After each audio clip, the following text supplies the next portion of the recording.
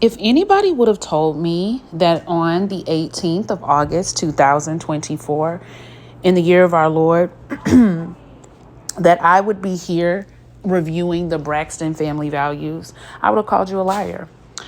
I believe that there was a point in time where I vowed not to review the show again. I can't remember for certain. Maybe I didn't, because I also reviewed it when it was just Tracy and Friends. Y'all remember that? I reviewed it even then. So maybe I didn't say that, but I do remember being extremely frustrated with what happened at the end of that last season. So if you've been on my channel from the beginning, then you know I reviewed Braxton Family Values. I can't remember what season I started in, but I did pick up some viewership from doing that show, and I just continued doing it.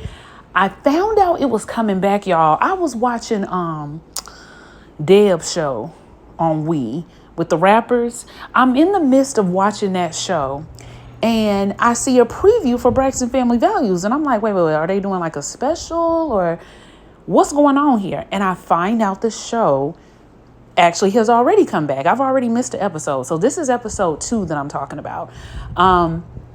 Why they're back, Miss Evelyn says that this was Tracy's last wish for them to come back and do the show. And it's a damn shame. Oh, there will be cussing in this review. There will be cussing. And I'm going to tell you why. And I'm going to get back to it. Because I love the Braxtons, you guys. I really, really love those girls. I don't know what it is about them. I love all of them. Like there probably is not a sister, even Tamar. There's probably not a sister that I don't enjoy, right? But it's a damn shame that it took all of this and them losing their sister for them to come back and try to get it right with this show. Not that they had to, they don't owe us anything, but the way that the negotiations were happening, the way that they treated Tracy, this is going to be the last time we talk about it, because I'm sure that this has been said to them hundreds of times, and they've already lost their sister. They're clearly in pain, and we saw that this episode and the last one, and I don't want to beat a dead horse. Oh, shit. I shouldn't even have said. Y'all know what I mean. Y'all know what I mean. I'm not trying to be crass here. I don't want to keep rehashing the issue, because I'm sure they hear it all the time. So I'm going to just leave it there, but I'm just going to say it really is a shame that it takes so many things for us to become recommitted to something that we needed to do. And I'll just leave it at that. And WeTV, if you was trying to short these girls their money, y'all was wrong too. All right, pay your talent. I'm sure y'all have paid people plenty more on a lot of these shows. Anyway, I'm finally ready to get to the review. I was going to go back and review episode 1, but I just don't think there's a need. I think we can pick right up with episode 2. Am I going to review this show every week, y'all? Don't ask me, because I don't know yet. I don't know yet. You guys know how I get with commitment. So let's just talk about what happened on episode 2. First of all, everybody looks good. Everybody looks good. Tony always looks good. Tamar, this is it. Be done. Whatever it is that you've last done, keep it right here. Her weight is perfect. Tamar's known to get a little nip and tuck here and there. Whatever it is you've done, leave it. That's it right there. This is it, Tamar. This is a good look.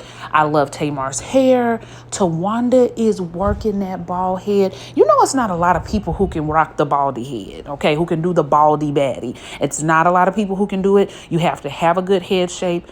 Tawanda does it well. I like it. I really like it. Mama E always looks good. She looks even better to me. I don't know what Mama E's been doing, but she looks good as well. She ain't never gonna not give us the blonde. So y'all can come up off it. Mama E gonna give us that blonde. Trina also looks good. Trina has gained weight, but she don't look bad. Some people gain weight and they look terrible. Trina doesn't give that. She has put on weight, but she still looks good. And we find out in this episode why she has put on that weight. It does not look right without Tracy. Breaks my heart. But, I hope they honor her memory well. I really do. Yes, I've seen what's going on in social media. I don't follow any of the Braxtons. I can't. Maybe Tony. Everybody else, I try to stay out of it because these girls keep a lot going on. And it can make you really, really sad to watch it happening.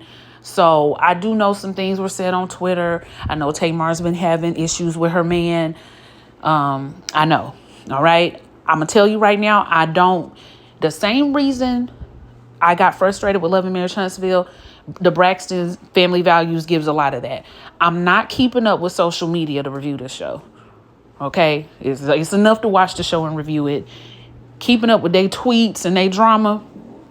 Sometimes I catch it, sometimes I don't. If I don't catch it, y'all can talk about it in the comments, okay? So this episode, they are meeting with a grief counselor who is one of their better counselors. You know, we've seen these girls go to counselors over the years. These women, let me quit calling them girls. We've seen them go to counselors over the years, and they have just not been good. Y'all, I never liked Dr. Sherry. I'm sorry. I feel like I can say it now. It's been years. Never liked Dr. Sherry. She just never seemed to get to it. This grief counselor, to me, I'm sure there's more, but I feel like she got to enough. She did a lot better than some of the people in the past that they've been to. I'll just keep it there. So they go see this grief counselor because they're all in grief. You know, it's been 2 years since Tracy died. Feels like yesterday. It's been 2 years since Tracy died, and they all are trying to come together just to discuss what they need to do to move forward. Now, I would love to put screenshots of the episode in here for you guys, but unfortunately, WeTV don't play that. I'm screenshotting my life through this episode, and it all showed up a black screen. So I'm going to have to find another way to get the screenshots to y'all. I guess I could watch it on demand on my TV and do it that way, but that just doesn't look good. So, child, we got to do it this way for now. So they're all sitting, I don't know whose home they're at, but they're all in the living room area. And Mama E is just telling us everything they went through with Tracy. They're showing clips. I'm crying. I'm boo-hooing, y'all, because I didn't know prior to watching episode 1 and 2 that they were there when Tracy was going through this. See, when Tracy died, it was so hush-hush that she was like, how sick she had been. I, along with others, had thought that, oh my gosh, were they not on good terms? Was she not speaking to them? I feel like they would have said something, but they really, and I'm not saying we didn't know Tracy was sick. We knew, but I'm saying that they really kept a lot of the things that they did with Tracy, you know, very private and very quiet, because when they started showing clips of them being at the hospital and, you know, singing with her and dancing like they always do. And, you know, Tracy was clearly on the decline at this time. And I was just like, oh, you know, they were with her this entire time. They talked about how they alternated times at the hospital, how Tracy was like, I'm going to beat this. She had stage 3 at the time, esophageal. Am I saying it right? Cancer. I didn't even know that was a thing. And she wanted to beat it, but unfortunately she just was not able to. They were there with her a lot during this time. They showing the clips, they playing games. They're just, this is what I love the Braxtons for. Like when they come together and they get to singing and dancing and joking with each other, it is just so, I'm like, oh, you know, how wonderful it be to grow up, you know, with people who you basically are also friends with. Sure, it has its struggles, but I love it, y'all. I do. I really do. So it was really sweet. The grief counselor wants them to be honest about how they're feeling so that they can get to the root of the issue. And they asked her, I think it was Tony, what do you mean by that? When you say get to the root, what are you talking about? Like the root of what? And I really love that the grief counselor told them that grief is a process, but behind that process, there is something more than just the grief that is eating away with you. There's something there at the root. It's not just the grief. And I'm glad she told them that, because we know that these women have more going on than just mourning Tracy. There's some guilt in there, more than likely. There is some PTSD in there with Trina. There's some anger in there with Tony. And Tamar, I can't remember exactly what she expressed. Mama E says nobody can prepare you for losing a child. And if that ain't the truth, I ain't even got no kids, and I can't imagine losing no kids. Okay? It is, I'm sure you don't expect it. You don't expect it. You always expect to go before your kids. And Mama E being up in age herself, I'm sure she expected to go before her kids. The only person that's left, where's Michael? Y'all know Michael need grief counseling too, y'all. But I'm sure Michael didn't want to come. But anyway, you forget there's a brother. So the grief counselor goes like one by one, trying to give them the opportunity to talk. Trina talks first. Trina is completely broken. She's a complete mess. She's talking about how Tawanda had called her and told her, you're not prepared to see Tracy take her last breath. Like, I don't think you need to be there for that. And Trina says she can handle it. So she was there, her and Mama E, at the hospital when Tracy died. And she says that Tawanda was right. She couldn't handle it. She thinks about it all the time. She saw her breath leaving her body. She saw her light leave. I've never seen anyone take their last breath, but I've heard it's horrible because you can literally see them like gasping for air. She said that she thinks about it at night. She can't sleep. She doesn't like the darkness to be over her. She's eating everything in sight because that's how she copes. And the grief therapist is telling her, we got to figure out a different way for you to to treat your PTSD, because what you're experiencing is trauma.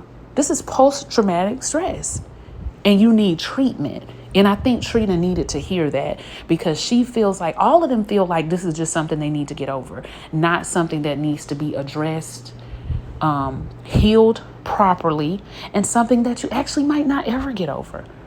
I've heard that you never get over losing a parent.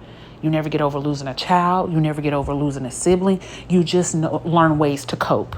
And they need to learn ways to cope other than the ways that they're currently doing. So Trina's has been through eating. Trina has also been drinking as well. Now, Tony, look at Tony, y'all. Is she not serving? Tony has been using music and taking her back to when she was, before she got a deal, before she was famous.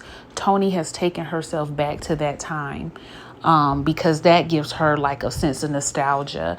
Before she had so much responsibility, before things got celebrity-like, she takes herself back there. So, I mean, I get what she's saying, but she really been coping through work. Because even though you take yourself back to that time, music is what you do, for work as well. So unless you just singing in general at the house and, not really creating, then perhaps that does do that. But I get what she's saying, but that's also her job, right? She talks about how she is just been the strong one, like, because it's expected of her. And the grief said, but from who? Who said that? By who? By Tony. By Tony. Tony has put that standard on herself. Her family doesn't help because they have relied on Tony for a lot, but it is up to Tony to say, I need help too. I need support too. I don't have all the answers. And because she doesn't do that, or doesn't allow herself to set those boundaries or speak on how she's feeling, she just kind of buries her feelings inside. She even said at one point that she was the one with lupus, so she always figured she would die first. She's the oldest. I'm sick already. I never expected it to be Tracy. Why did it have to be Tracy? Tracy's already been through so much. It's not fair, and I'm angry. It was very honest. Very honest. But she too, she thinks she's coping probably in a healthy way because she's just doing music. She doesn't have a vice, but she's suppressing her emotions, so it's unhealthy for her too. Then we have Mama E. Mama E pretty much says that she almost lost Tracy more than once. When she was a child, she was very sick. Then there was another time, and this time she felt like she couldn't save her. I felt like on Mama E's end, it was like a little bit of shock, also a little bit of guilt, but she was trying to like keep herself composed as a mother. But she does say it's a pain she feels like she'll never get over because that was her child. And nobody will ever know what that feels like. Until you lose a child, you just do not know. And that's true. That's very true. So there's no, working past it. But what Mama E wants more than anything, Mama E wants what she always wanted, for her girls to be together, for her girls to get along, and for her girls to support one another. That's all Mama E has ever wanted from these girls. And I keep calling them girls, y'all. But that's how Mama E has been dealing. She also was there when Tracy took her last breath. Just sad. Oh, God. And she's a mother, so of course she thought she would go before her kids. And as she gets upward in age, she knows she's going to be getting up out of here soon. And she says she talks to Tracy all the time, knows that she will see her again. But Tracy visits her, and it gives her a sense of comfort. So I thought that was really sweet. Tawanda says that she looks at death differently, and I look at death the way that Tawanda looks at death. Like, she believes the spirit never dies, so you do get to live on. I am one of those people, you guys, I've gotten very comfortable with death over the years. Maybe it comes with losing people, I'm not really sure, but I've gotten very comfortable with it. And I always say, like, the people who get to get off of this ghetto ass housing project that is Earth are the real winners to me. To me. You miss them, you love them. There's people I miss. There's people I love. Today is actually the anniversary of, tomorrow will be the anniversary of my line sister death. I think it's tomorrow. It's people you miss. It's people you love. It's moments that you wish they were here and you want them to see such and such grow up. I get all of that. But I guess like an unselfish part of me is like, I want you to be free. Like Mama E said, it was a point where I wanted Tracy to go because she was suffering so bad that I didn't want to see that anymore. So when you're sick and stuff, I want your soul to be free. I want you to get rid of the body that is no longer doing what it needs to do.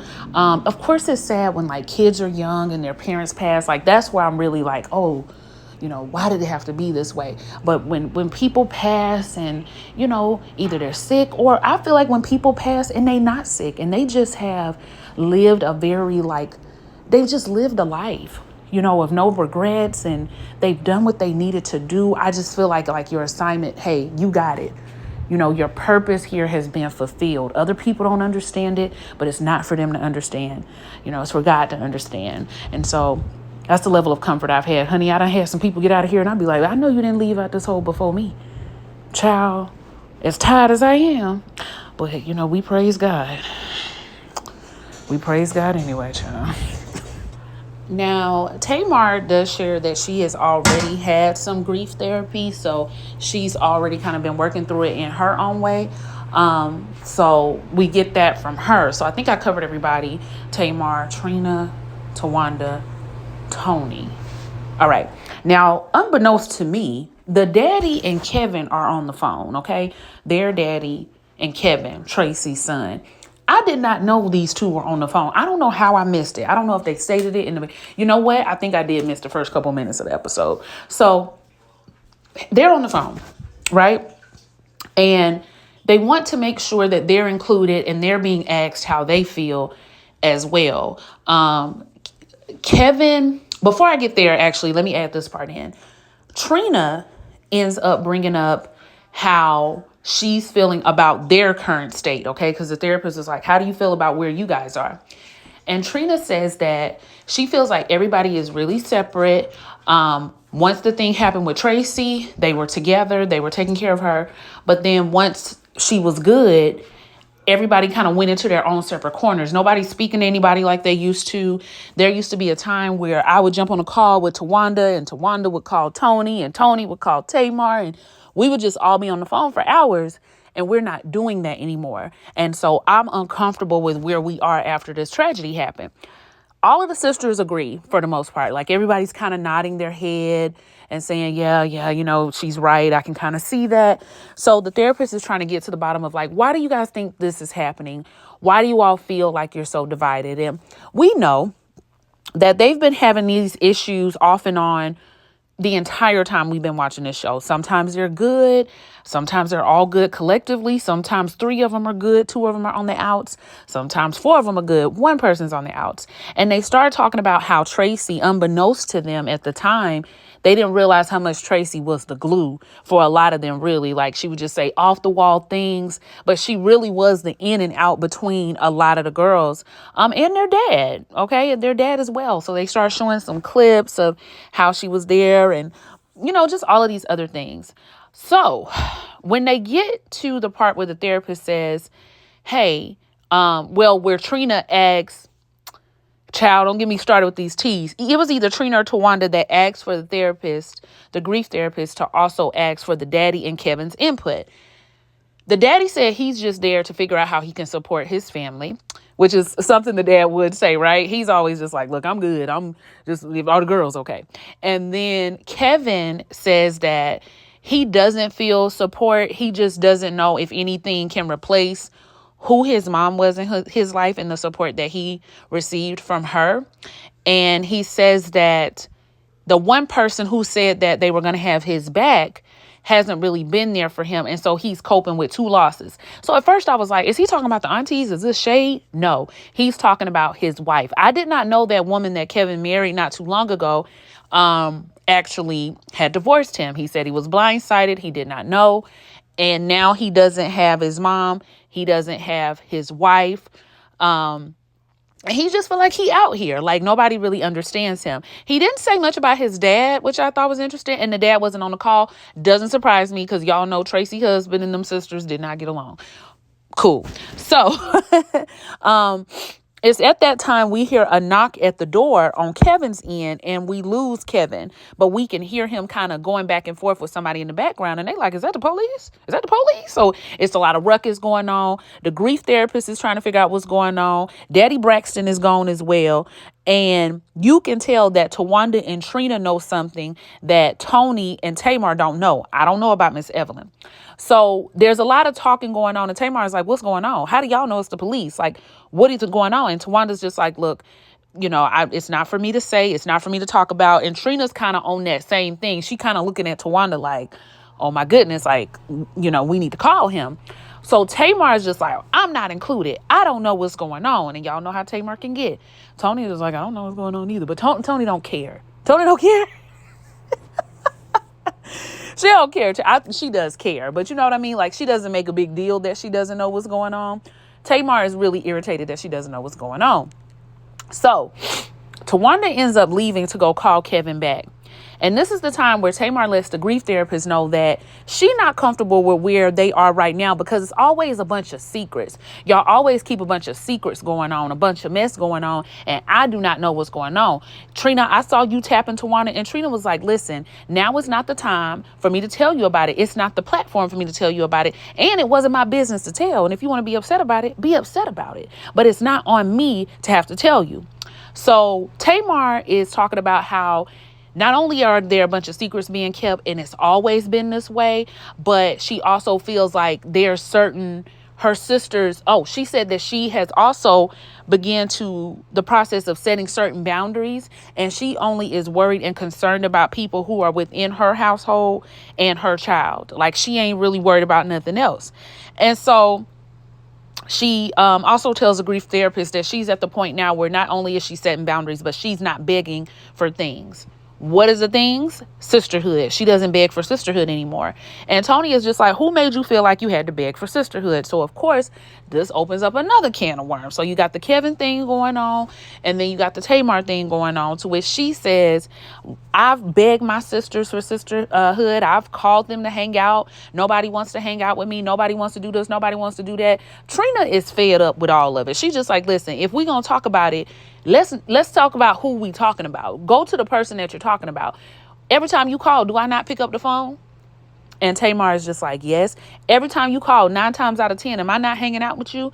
Tamar says yes. So I understood, Trina. Don't be sitting here lumping us all together like you not getting support. If it's one person you not getting support from, address the person. Don't lump me into it. And I think that's a lot of their problems as well. They lump each other into things instead of going directly to the person that they're talking about. That's something that I've seen with them before, and they all do it. Okay, not just Tamar. They all have done it before. So anyway, Tamar is clearly irritated. Tony says, well, I'm sorry. I didn't mean to make you feel that way. I didn't know. I'm sure Tony's being sincere, but she's always so lackadaisical. And she says that a lot of times they keep stuff from Tamar because she is the youngest. And when you're dealing with the youngest, a lot of times you don't want to stress them out. Bullshit, Tony. Tamar is a 40-something-year-old woman. That is not y'all's reason for keeping stuff from her. I think y'all don't tell her stuff because you don't want to deal with whatever her behavior may be after you tell her, whether she being extra nosy or whether you think she being extra judgmental or whether you just don't want to hear her mouth. Those are all valid concerns, but say what it really is. It don't got nothing to do with her being the baby. And if it does have to do with that, treat her like a grown woman. Tamar is not a baby. So if y'all been treating her like a baby all this time, that might be where some of this behavior is coming from as well. Just saying. Okay, so I know I said a lot. We're gonna round it all back together. So we do get to hear Tawanda talking to Kevin, and the police is there. She wants to hear them say what the charges are. So I guess we're gonna find out next week what's really going down with little Kevin. Tony tells the grief therapist, we might need to just reconvene because it's so much going on right now. We all discombobulated. I forgot to add that Mama Evelyn done went off on them, but actually, no, that hasn't happened yet. This is when Tawanda gets back that all of that goes down. So she was like, we all discombobulated. We want to know how we can best support Kevin. Maybe now is not the time for this. You know, if I was the grief therapist, I would have been packed it up. So then when Tawanda does finally make it back from that phone call, her and Tamar do end up having a argument because we know now that Tamar's, who she's talking about is Tawanda. Tawanda kind of talks around it and says, you know, I let people set their boundaries. I let people do what they are going to do, and I respect it. And Tamar is just like, really? That's what you do? When the last time you talked to me? When the last time we talked? And she was like, well, it wasn't my birthday because you didn't call me for it. So at this time, it's like, I guess the springtime. Tawanda's birthday was in the fall. So it's been quite some time anyway since Tawanda and Tamar have spoken to each other. It had to be before her birthday, actually. So Tamar is just laughing like, let's just keep it real. The reason why you responding that way is because you don't care. You don't care, girl. Just say you don't care. The grief therapist is like, well, what is it that you're feeling? And Tamar is like, she don't care. She don't care. Tawanda says, I kind of just feel numb to it, which is a response. You know, it's not necessarily not caring. You just kind of maybe over it. You could tell that Tawanda's trying not to go there with Tamar. Doesn't really matter. They end up going back and forth anyway. And this is when they upset Mama Evelyn. And I hate when they do this. Mama Evelyn is talking about how she just lost a child. Life is short. She can't believe y'all sitting here arguing with each other. Y'all act like y'all hate each other. And it's so tiring. And she get up and she was like, you got it. Y'all got it. I'm done. I'm done with this. So the session is completely over. You know, I'm sure I try to have my patience with Tamar because I don't want to seem like I'm blaming her for everything, because I do believe the sisters share in a lot of their issue. But I will say that Tamar tends to inflame the issue the most out of all the sisters to me.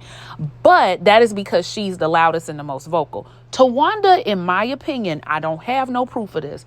I also believe Tawanda inflames a lot of issues with the sisters. Let me tell you how. Hold on a minute. Tawanda is my fellow Virgo sister. One thing about a Virgo, we like to feel needed and we like to fix people, okay? Sometimes we like to fix people when it's none of our business. Sometimes we like to engage in projects that don't have anything to do with us. We also can be very private people, but we don't mind you sitting down and telling us all your business, right? We will be a listening ear, and then we get to locking down and holding down everybody's secrets while also trying to fix them, which comes off as manipulative. That can come off as manipulation to me. When you know everything about a person, they don't know anything about you. You're not sharing and being vulnerable with them, but you're collecting everything about them so that you can help them be a better person and fix them up and judge their situation. It can come off as you being sneaky and manipulative, even if that's not what you're doing. I personally think Tawanda does that amongst the sisters. She knows a little bit about everybody. She knows everybody's situation. And they barely know anything about hers. Remember, we barely knew her business when it came to Andre. And then when it comes time to have these open and honest discussions, she's like locking down all of this information that she knows about everybody and all of the things they shared. And of course, it's good to be a safe space, but it starts to come off as manipulative when you're sitting down listening to your sisters vent about something and you have an opinion on it, but you ain't saying nothing. You just sitting there and letting them talk about each other to you. And I think Tawanda does do that. And she also add her own little tidbit in, as we saw with Tracy. Remember when they got into it? So I don't necessarily think Tamar is the only problem. I just think she manifested in the most drastic way. I think Tawanda has her issues as well. I think she can be a little bit sneaky, but because she comes off as being helpful most of the time, nobody may not notice it right away. What do y'all think? Have y'all noticed that as the seasons have gone on? It's just been a little something I noticed. But you can tell Tawanda doesn't like Tamar's energy, doesn't like the way she, throws it out there. I understand. Tamar is a lie. If she was my sister, God help me, But hopefully they're able to work it out. Mama E, they are completely upsetting her as usual. And the one thing I want Tamar to take away is, even though you're upset and hurt, come to the person that you're upset and hurt with, and everything does not have to be, let them talk, let them explain how they feel. Even if you don't agree with it, you don't got to throw insults. You ain't got to roll your eyes. You ain't got to get to saying, you being fake, you don't have to do that, especially if you want to have open dialogue with somebody. So that went left, but I don't think it had to. What did you guys think about the episode? Let me know what you thought. Like, comment, and subscribe. I'll see y'all for the next one. Bye.